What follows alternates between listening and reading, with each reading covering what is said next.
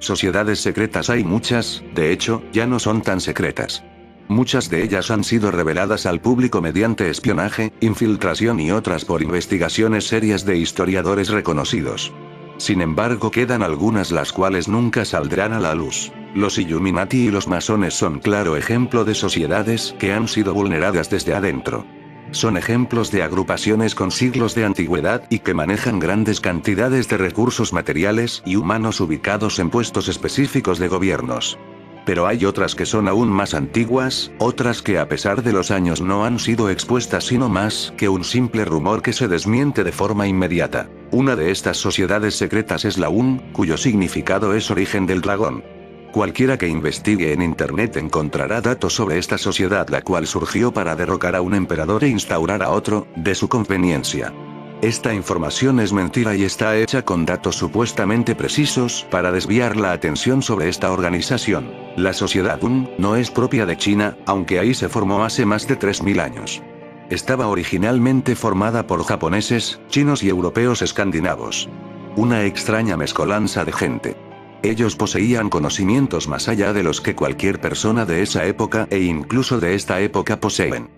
Son los guardianes originales de un secreto ancestral que hasta el día de hoy perdura como secreto para el 99,999,99% de la población mundial. Yo soy historiador, quisiera decir que uno reconocido internacionalmente, pero no, ese es mi mentor, del cual prefiero omitir su nombre por respeto a su memoria.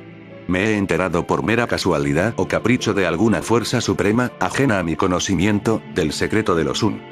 Estoy convencido de que las decisiones que he tomado después de lo que he vivido están bien fundamentadas y en el futuro se me agradecerá por haberlas tomado. Las cosas surgieron tan fortuitamente que empezaré directamente sobre cómo pude enterarme de este secreto. Un buen día, estaba en el Museo de Historia Natural de un país cualquiera, esa información es simplemente irrelevante ahora, viendo la sección de dinosaurios para unas notas de investigación que mi maestro me indicó tomar. Él se percató en una visita previa que en un fósil de dinosaurio, omitiré la especie, pudo ver una marca que le resultó familiar. En ese momento, mi mentor no pudo tomar fotografías ya que se encontraba de visita y en compañía de otros investigadores, por lo cual la mirada hacia aquella marca fue fugaz. Sin embargo, me envió para recolectar imágenes de esa marca y poder saciar su infinita curiosidad. Antes de yo partir hacia aquel museo, me comentó, siendo yo su pupilo de mayor confianza, que sospechaba haber visto aquella marca en antiguos manuscritos persas, los cuales se referían a cierta deidad de la cual el tiempo ya borró toda huella. Todo aquello me parecía una pérdida de tiempo y así se lo hice saber, por la confianza que nos teníamos. Pero fui a recabar las fotos dada la insistencia de mi mentor. Nunca olvidaré aquella mañana. Los acontecimientos se sucedieron de tal manera que parecían escritos por una fuerza suprema que así lo determinaba. Llegué al museo exactamente a las 11:30 am después de tomar un vuelo retrasado 1 hora y 45 minutos. El tránsito de aquella ciudad estaba imposible, por lo que a unas cuantas cuadras del museo me bajé del taxi y decidí caminar. En el breve trayecto presencié 2 accidentes, uno relacionado con un repartidor de pizza, el cual fue embestido por un autobús. El pobre repartidor de pizza resultó gravemente herido y el chofer del autobús intentó darse a la fuga a pie. Al hacerlo, no se fijó al cruzar una avenida y fue igualmente atropellado por una camioneta transportadora de máquinas de casino, la cual maniobró violentamente para esquivar al chofer que imprudentemente se le atravesaba. Sobra decir que no logró esquivarlo, pero en la maniobra, 2 máquinas de casino salieron volando y se despedazaron al estrellarse en el pavimento. El choque resultó en una cantidad de monedas importante siendo esparcidas por la calle. 2 de las cuales llegaron rodando hasta mis pies. Las levanté y las metí en el bolsillo de mi saco y habiéndome despabilado de lo que acaba de suceder me encaminé al museo, 2 cuadras más abajo. Al llegar, exactamente a las 11:30, como mencioné antes, el detector de metales me metió en problemas. Fui inspeccionado por los guardias de seguridad, quienes me hicieron las preguntas de rigor y me pidieron que me quitara el cinturón, las llaves y todo lo metálico. El detector seguía sonando y yo continuaba quitándome prendas para acreditar mi pase al museo. Al final resultó que una de las 2 monedas que recogí del suelo se había desliado por un agujero minúsculo en la bolsa de mi saco y había ido a parar a los dobladillos bajos de mis pantalones. Malhumorado por otro retraso, por fin accesé al museo y me dirigí a la sección de historia natural a cumplir con mi misión. Al llegar a aquel galerón comencé a inspeccionar los fósiles para dar con el que tenía aquella marca, descrita por mi mentor y que le tenía tan intrigado. Exactamente a las 12, lo sé porque sonó mi reloj electrónico al cambiar la hora, un destello metálico me deslumbró de reojo y volteé para ver de qué se trataba. De unos de los fósiles surgía un destello entre azulado y plateado, el cual me cegó momentáneamente y me produjo una leve jaqueca. El destello provenía directamente de una marca extraña, la misma que me describió mi maestro. Le tomé fotografías a aquel objeto, pero por alguna razón las fotos salían desenfocadas. Así que me dispuse a dibujar la marca. Al terminar leí, en la descripción del fósil, que este fue encontrado en Europa, en una región nórdica, sepultado cientos de metros. Lo encontraron mientras hacían una excavación para una mina. En ese momento, no puedo decir que algo me hubiera impresionado, pero sí me pareció raro que un dibujo persa estuviera relacionado con un fósil de dinosaurio. La distancia y la era no coincidían. Sin embargo, dejé las elucubraciones para mi mentor y me dispuse a abandonar el museo y retornar a casa. No quise hospedarme y retorné al aeropuerto para ver si podía regresar el mismo día. No encontré vuelos disponibles, así que decidí quedarme a pernoctar en la sala de espera mientras conseguía un vuelo al día siguiente. Para entonces, el dolor de cabeza aumentó y se hizo insoportable al punto de convertirse en una migraña muy agresiva. Como pude fui a la farmacia para comprar analgésicos, pero tuve un ataque. Me desvanecí. Desperté en un hospital, mi mentor estaba ahí. Mirándome con preocupación me preguntó si estaba bien. Le respondí afirmativamente y ahora yo le pregunté qué había pasado. Me dijo que recibió la noticia de mi ataque, pero que además la gente curiosa, todos con acceso a smartphone, me grababan en el momento del ataque. Todas las grabaciones estaban en internet. Maldije la insensibilidad de la gente ante las dolencias de los demás. En ese momento, mi maestro me dijo que en las grabaciones había algo que no era normal. Y que cuando yo estuviera listo debería verlas. Eso me intrigó bastante. Al salir del hospital, aquella misma noche, me di cuenta de que me habían robado mi cámara y la libreta donde dibujé aquel símbolo extraño. Sin embargo, ni mi celular, ni mi efectivo, los cuales estaban en el mismo lugar, fueron sustraídos. Llegando a casa y aún con el mal sabor de boca de todo lo que me sucedió en un día, estrés fue el diagnóstico de los médicos ante mi ataque, me dispuse a ver aquel video de mi desafortunado incidente. No encontré nada relacionado conmigo, al menos nada de lo que el profesor me dijo. Se me hizo raro, pero pensé que no estaba buscando adecuadamente o que los administradores de los sitios de internet habían censurado aquel video. Al día siguiente, me encontré con el profesor y le comenté que no vi nada en la red que pudiera tener algo sobre mi ataque. Su cara se endureció de pronto y me dijo que olvidara todo el asunto. La curiosidad se apoderó de mí. Había algo que me estaba ocultando y tenía el derecho de saberlo. Lo encaré y le exigí que me dijera qué estaba pasando. Tuvimos una muy seria discusión que casi termina en pleito, hasta que él, cambiando totalmente su actitud, me dijo que lo único que pretendía era protegerme. Arremetí argumentando que la responsabilidad de mi protección era solo mía y de esta forma el profesor cedió. Él tenía una copia del video hecha antes de que lo borraran de internet. En el video me pude ver primero convulsionando y luego, sorprendentemente, los ataques cesaron. Me incorporé y con los ojos totalmente en blanco, comencé a hablar en un idioma totalmente desconocido. La gente se espantó pensando que estaba completamente loco. Yo hacía ademanes amenazantes y en un momento comencé a escribir en mi cuaderno una serie de caracteres completamente desconocidos al tiempo que gritaba cosas y hacía más y más ademanes. En un momento, me volví a desvanecer y ahí quedé tendido. El video finalizaba entonces. Estaba totalmente impactado luego de ver esto. ¿Qué rayos me había pasado?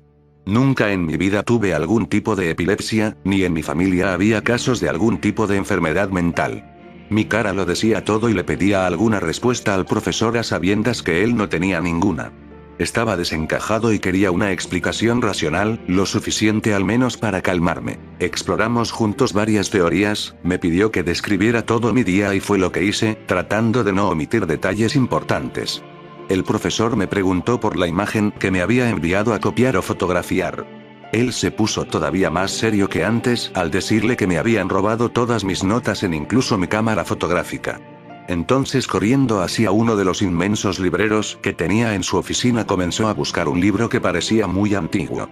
El encuadernado estaba en buenas condiciones pero se veía muy usado, era uno de esos libros que van pasando de generación en generación.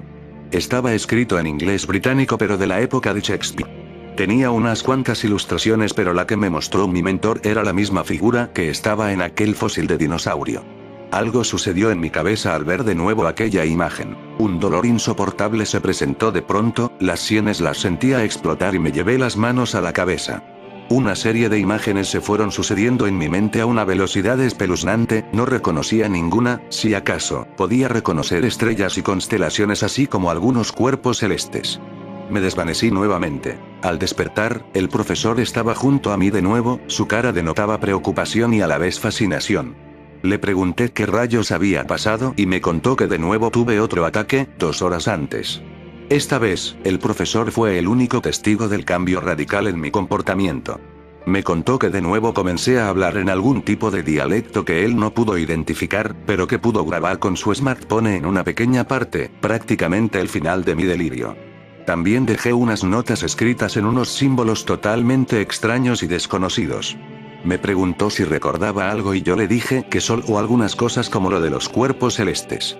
Se le miraba fascinado, su mente estaba divagando a todo lo que daba y murmuraba posibilidades sobre lo que podría estar sucediendo. Me contó que ese símbolo era de una mitología persa muy antigua, una mitología que se perdió en las generaciones porque fue prohibida en algún momento. Ese símbolo, sin embargo, había perdurado hasta nuestros días en algunos manuscritos y grabados, y por eso podía saber de dónde provenía. Comenzamos a investigar sobre la simbología de esos extraños caracteres que provenían de mi propio puño. No encontramos nada, excepto un manuscrito antiquísimo que pudimos ubicar en la antigua China. Con mucha cautela iniciamos una investigación consultando a expertos de todo el mundo. Ninguno sospechó que íbamos detrás de ese misterioso símbolo. La información fue obtenida mediante largas charlas en las cuales salía de manera casual el tema que a nosotros nos interesaba. En una de tantas consultas dimos con la sociedad Un, no podía haber sido de otra forma que por casualidad. En un manuscrito chino apareció una breve mención de esa sociedad secreta. Todo lo que investigamos en internet fue contrastado con este pergamino. Por ello sabemos que la información que internet maneja actualmente es incorrecta. Mientras hacíamos aquella investigación tuve ataques otra vez, pero sucedían cuando tenía contacto visual directo y prolongado con aquel símbolo. Aparentemente el mensaje era el mismo siempre. Por mis ademanes, más parecía una advertencia que una amenaza, pero al no conocer aquel extraño lenguaje no podíamos sino conjeturar acerca del contenido. Varios meses de intensa, muy intensa investigación y apenas teníamos alguna referencia. Lo más recurrente, solo un par de veces, era aquella referencia hacia la sociedad Un. Gracias al financiamiento con el que contaba el profesor para realizar vastas investigaciones pude viajar a China. No obtuve ningún tipo de resultado. Fui muy insistente con las fuentes que podrían saber algo de los Un, incluso el intérprete amenazó con renunciar ante mis constantes acosos. Me calmé y pude averiguar que un puñado de gente sabía que en un momento de la historia china existieron los Un. Eso me alentó y continué la investigación. De 10 fuentes probables, solo una no resultó en un callejón sin salida. Una antiquísima leyenda en un alejado monasterio fue la clave. Al llegar a esa zona remota de las montañas chinas después de haber viajado en autobús, en tren en burro y por último 5 días a pie, tuve un atisbo de esperanza. Ahí, tenía que haber una respuesta. El monasterio no era más grande que una casa estándar de 2 pisos, sin embargo estaba enclavado entre 2 montañas y la subida era sumamente dura y peligrosa. Solo había un pasillo de aproximadamente 25 centímetros de ancho, labrado en la misma piedra desnuda y que iba serpenteando hacia arriba de la montaña. Realmente era un lugar inaccesible y mi guía y traductor renunció y me abandonó a mi suerte al tratar de convencerlo de subir. La subida me llevó más de 3 horas y fue sumamente penosa. Pero al final todo esfuerzo rinde su fruto y ahí en aquella construcción olvidada por la mayoría de la gente de este mundo, en la penumbra de la estancia principal estaba el mismo extraño símbolo, en una especie de altar. De nuevo la migraña, de nuevo el ataque y la inconsciencia. El único monje que estaba al mismo tiempo de guardián del monasterio fue al que vi al despertar. Comenzó entonces un ritual muy extraño. Comenzó a hacer una especie de cánticos y a quemar ciertas hierbas e inciensos. Yo me encontraba acostado y por alguna razón me sentía muy débil. No alcanzaba a comprender muy bien lo que estaba pasando. Durante un tiempo, el monje continuó realizando ese ritual. Y súbitamente sucedió algo inexplicable, una luz pareció emanar de mi cabeza, iluminando toda la habitación, e inmediatamente, el símbolo del monasterio comenzó a destellar en una serie de pulsaciones cada vez con más frecuencia. Algo totalmente inverosímil para nuestra ciencia sucedió. Las dos luces, la de mi cabeza y la del símbolo del monasterio, se unieron y una especie de holograma inundó la habitación que había estado en penumbras. No sé cómo decirlo, pero estaban representadas constelaciones enteras en una especie de mapa interestelar. Una línea de fuego, con forma de dragón chino iba serpenteando por varios puntos, como uniéndolos y dejando detrás de sí una estela de destrucción aparentemente planetaria. No comprendía nada. Ni siquiera podía creer lo que estaba pasando. El monje aquel comenzó a maniobrar y manipular aquel mapa, como si ya lo hubiera visto antes. Ubicó nuestro planeta. Resultó estar en el camino de aquel dragón estelar. No sé a qué distancia, nunca lo sabré, pero lo que sí es seguro es que esta tierra, nuestra tierra será visitada por ese dragón. Aquello me aterrorizó, una descarga de adrenalina hizo que pudiera levantarme del suelo, y aquel holograma desapareció completamente. El monje dijo algo que no entendí y se abalanzó hacia mí con el propósito de atacarme. Caímos al suelo y forcejeamos. Como pude logré patearlo y separarme de él y traté de huir del lugar. Apenas puse un pie en la cornisa, que era el camino de ascenso y descenso, cuando un rayo de luz iluminó de pronto el monasterio. El origen del rayo parecía venir del cielo, era dorado y no completamente perceptible hasta que tocó al monasterio. La construcción milenaria comenzó a sacudirse y las montañas a temblar. Tuve que asirme con todas mis fuerzas a unas pequeñas grietas en las rocas para no caer. De pronto el monasterio se vino abajo junto con su único morador. No sé cuánto tiempo me tomó el descenso, pero en la base de las montañas estaban los escombros del lugar en el que había estado antes y que era la clave para lo que me había pasado. Busqué en los restos esperando hallar algo que me sirviera o alguna pista.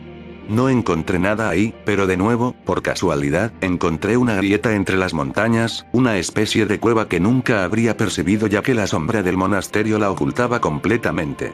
Decido me adentré a ese lugar. Creo que esa decisión ha definido el rumbo actual de mi vida. Saqué la linterna de bolsillo que llevaba y con cuidado fui directo a los interiores de aquellas montañas.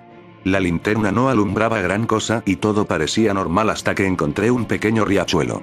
Lo seguí, en eso la luz de la linterna comenzó a fallar y se apagó. Una luz azulina iluminó de pronto todo el lugar, al parecer las bacterias y algún tipo de musgo y hongos eran los responsables de aquella luz. Se podía ver claramente la cueva, era mucho más grande de lo que había pensado y ahí estaba tallado en muchas de las paredes el símbolo extraño.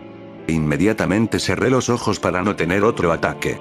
Pasado cierto tiempo decidí que tenía que abrirlos si quería continuar mi búsqueda de la verdad. Lo hice y no sucedió nada, de hecho, ya nunca tuve otro ataque. Como si mi mente se hubiera descargado de esa información que el monje presenció. Los símbolos parecían indicar un camino y lo seguí. Adentrándome cada vez más en la montaña y en el interior de la tierra ya que el camino era descendente. Un dragón chino de pronto apareció tallado, era muy similar al que vi en aquel mapa interestelar. Seguí andando y encontré una pequeña laguna subterránea, a manera de cenote como los que hay en Centroamérica y en el sur de América del Norte. El agua era cristalina y me acerqué a beber de ella. La luz azul me permitía tener una excelente visibilidad. Entonces pude ver algo que hasta la fecha no puedo olvidar en su más mínimo detalle. Dentro del cenote estaba un esqueleto enorme, como el de una serpiente marina, pero claramente no era un reptil, al parecer tenía alas. Y en mi mente se construyó la imagen un dragón chino. Pude sentir de nuevo como una luz emanaba de mi cabeza, el cenote respondió con un destello, las aguas se agitaron y la tierra comenzó a temblar. Antes de que pudiera reponerme de la impresión el nivel del agua comenzó a subir con una velocidad impresionante. No pude correr, no tuve tiempo ya que la corriente me arrastró hacia el cenote. El agua helada me calaba los huesos y engarrotaba mis músculos. Pensé que era mi final ya que me hundía cada vez más en las profundidades del cenote. Un destello cegador lo iluminó todo a mi alrededor y entonces fui expulsado del agua con una gran fuerza. Aterricé sobre nieve. No podía creerlo. Había sobrevivido pero ahora estaba en un lugar totalmente diferente. Era una gruta en el hielo, sentí que me congelaba, tenía que buscar abrigo rápido o de lo contrario moriría por hipotermia. Había una luz natural inexplicable en aquella gruta, muy tenue pero que permitía verlo todo. Caminé sin saber hacia dónde ir a través de túneles de hielo y cámaras que daban a más túneles. En uno de las cámaras y a punto de caer desmayado por el frío encontré restos mortales de soldados. Revisé las ropas y tenían la esvástica, eran nazis. Le quité toda la ropa a aquellos restos humanos y me la puse encima para abrigarme. Cerca de ellos encontré algunos suministros y combustible con el cual encendí una fogata utilizando la poca carne de los cadáveres como leña. La grasa que les quedaba a los restos momificados por el hielo y el tiempo hacían chisporrotear las llamas. Incluso estaban armados. La expresión de sus rostros era de completo terror, pareciera que murieron de miedo por algo que hubieran visto. Mientras entraba en calor, tomé las armas de los soldados, la clásica pistola Parabellum, o Luger, como se le conocía mundialmente. Aún funcionaban, nunca fui un experto en armas pero aprendí su uso rápidamente. Eché un par de tiros para comprobar su funcionamiento. Las detonaciones retumbaron por todo el lugar con ecos interminables. Un sonido lejano fue devuelto. Un sonido indescriptible que me hizo recordar lo estúpido que había sido haber hecho tanto ruido. Una especie de rugido inundó los túneles acompañado de una furiosa ráfaga de viento. El fuego de mi fogata improvisada se apagó. Eché a correr por aquel laberinto de túneles helados con pleno desconocimiento de hacia dónde me dirigía. En mi loca carrera aparecí en la misma cámara en la que había estado. Estaba dando vueltas en círculos. El rugido parecía estar cada vez más cerca. Terror, esa es la palabra que describe ese sentimiento que tenía en ese momento. Una idea cruzó por mi mente, aquellos soldados debían tener una brújula en sus suministros. Así era, pero al revisarla, me di cuenta de que la aguja giraba con una velocidad tremenda. Pensé que era mi fin. Pero pelearía por mi vida. Amartillé la Luger y esperé a que aquella cosa que generara el rugido apareciera para por lo menos meterle un par de balazos y luego morir. El rugido era cada vez más fuerte y con él aquel viento huracanado. Los segundos se hacían eternos y lo que fuera que hiciera aquel ruido se acercaba inexorablemente hacia mi dirección. Entonces recordé que los soldados tenían un par de granadas cerca de ellos, nunca pensé que funcionaran, ni siquiera sabía cómo usarlas. Pero vi que tenían una argolla. Eran unas granadas cilíndricas con mango. Tiré de la argolla y un humo oscuro comenzó a salir de ella, si estaba operativa aún, lancé la granada hacia el túnel de donde salía el viento huracanado con el fin de que el túnel colapsara. Me cubrí como pude y la explosión logró su cometido justo cuando el rugido era más fuerte, el túnel se derrumbó y aquella cosa no pudo atravesarlo, aún se escuchaba el rugido retumbando por toda la cámara, pero el viento no se sentía. Me había salvado por esa vez. Con más calma comencé a recorrer aquel laberinto. Luego de varias horas y muerto de cansancio, pude ver la luz del día atravesando una pared de hielo utilizando las armas como martillos, fui desgastando el hielo y pude salir a la superficie. No sabía qué hora era. Y el sol me parecía estar en un lugar diferente. Solo se veía hielo por todos lados. Caminé muchos kilómetros sin esperanza, una ventisca comenzó a soplar y pensé que ahora sí había llegado mi fin. Pude ver el mar a lo lejos y milagrosamente una embarcación iba pasando. Estaba en el Polo Norte. La embarcación resultó ser canadiense y me llevaron a la embajada de mi país. Pude volver a casa. Mi mentor había desaparecido en mi ausencia. Nadie supo darme razón de él. Parecía que se lo había tragado la tierra. No tenía a quien acudir, en eso, un mensaje del profesor llegó a mi celular. Era un mensaje un poco extraño así que tomé mis reservas y contesté el mensaje, pedí una confirmación de su identidad, un detalle que solo él y yo conociéramos. No me llegó nada de vuelta. Lo tienen secuestrado, pensé. Sabía que mi turno de desaparecer estaba cerca así que no regresé a mi casa, me quedé en la estación de policía detenido por insultar a un oficial. Claro, eso lo hice intencionalmente para estar en un lugar seguro esa noche. Al día siguiente, un mensaje de un número desconocido llegó a mi celular. Un mensaje del profesor. Esta vez sí era él. Estaba seguro por la forma de dirigirse a mí. Me decía que estaba en Japón, y que me esperaba lo antes posible. Tomando muchas precauciones tomé un vuelo a Japón, llevando solo equipaje de mano y lo indispensable. Ahí, en el aeropuerto me esperaba el profesor. No estaba solo, iba acompañado de un chofer el cual iba elegantemente vestido pero que tenía la típica gorra que delataba su oficio. El profesor me saludó efusivamente y me pidió que le contara todo lo que me había sucedido. Yo miré al chofer con recelo pero el profesor se dio cuenta de ello y me aseguró que no había problemas. El vehículo en que nos trasladamos del aeropuerto a una zona residencial de Tokio era muy lujoso. En el trayecto actualicé al profesor sobre mis vivencias, pero omití contarlo del mapa interestelar. Mis instintos me gritaban que callase sobre ese detalle. El profesor estaba fascinado con mi historia y me hacía constantes preguntas que yo respondía de forma evasiva, hasta donde podía. Llegamos a una residencia fuertemente custodiada. Una fortaleza hecha mansión a la usanza japonesa. Gente muy poderosa vivía dentro, de eso no había duda. El profesor me contó justo antes de entrar a aquella casa que el dueño podría darnos una luz mayor sobre el símbolo que estábamos estudiando. Casi inmediatamente nos recibió el señor de aquel lugar. Un japonés aparentemente de unos 50 años y que dominaba muy bien nuestro idioma. Su hospitalidad era excelsa. Y una vez que estuvimos dentro de su casa y habiendo tomado los alimentos nos preguntó abiertamente sobre la forma como obtuvimos conocimiento sobre el símbolo. No tuve más remedio que contarle y su mirada cambió de repente. Nos mostró un pergamino con aquel símbolo. Según esto el pergamino había pasado de generación en generación y guardaba el secreto más oscuro que la raza humana pudiera conocer. Hablaba de deidades muy antiguas que una vez estuvieron en la Tierra, dejaron huellas de su paso por el mundo, fragmentos de información que se revelarían a su debido tiempo y que sería entonces el momento indicado de que volverían. La sociedad era responsable de transmitir ese conocimiento para tenernos listos y servir como esclavos. Y a cambio se les dotó de poder para manipular a las masas en su beneficio. Guerras secretas y globales sucedieron por el poder de esa sociedad.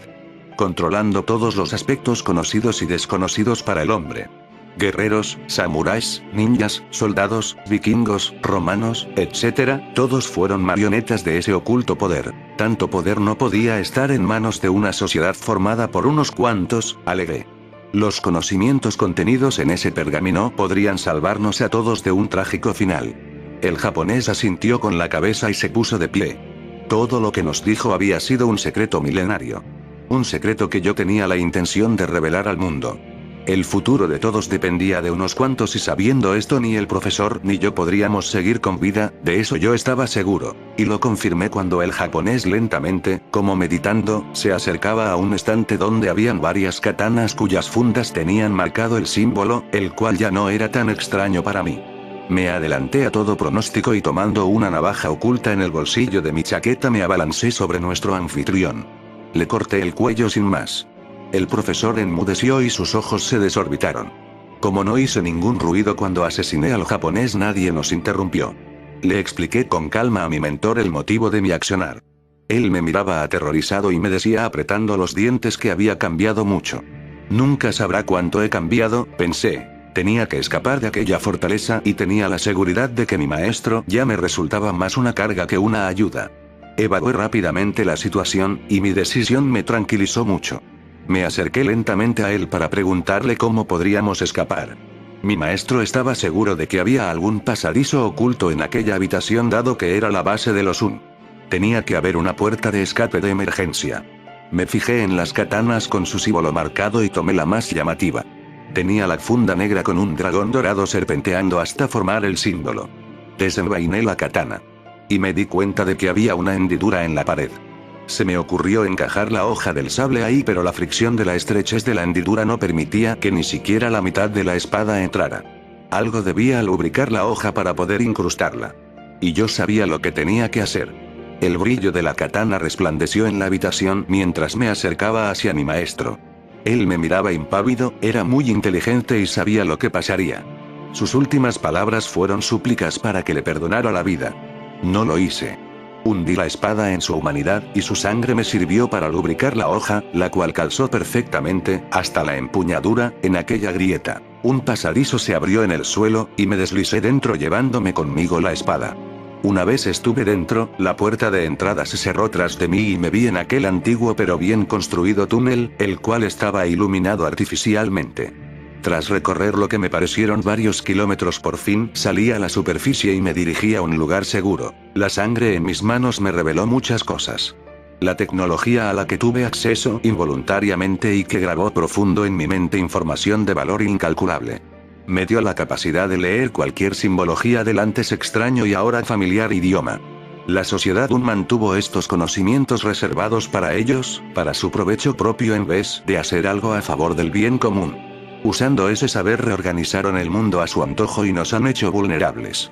El poder oculto de la información fue lo que permitió que la civilización antigua y moderna prosperara.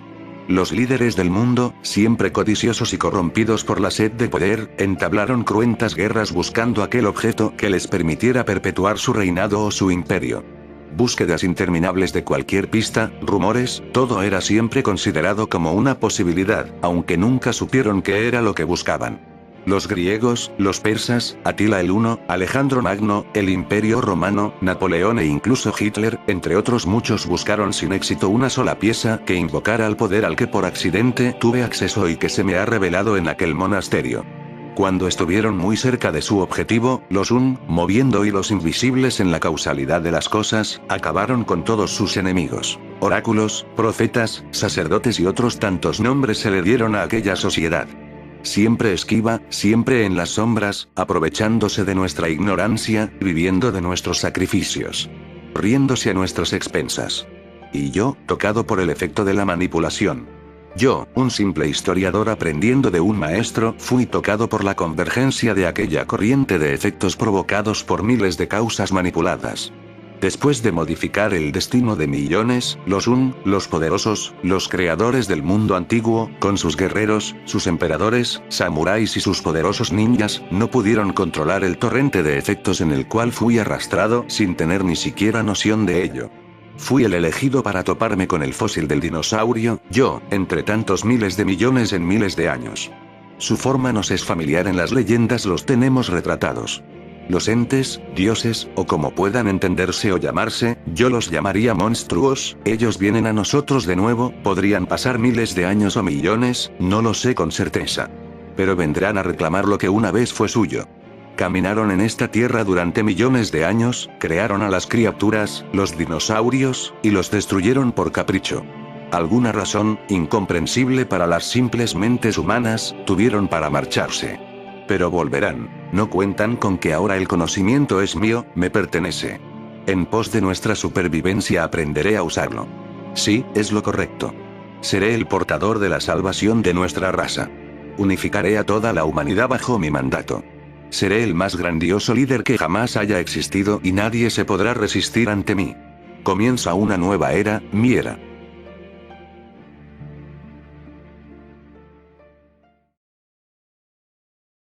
Interrumpimos su programación habitual para informar que se están desarrollando golpes de estado en los países más poderosos del mundo. Los eventos se están dando de forma sincronizada y contundente. Parece que estamos presenciando el nacimiento de un nuevo orden mundial. Seguiremos informando.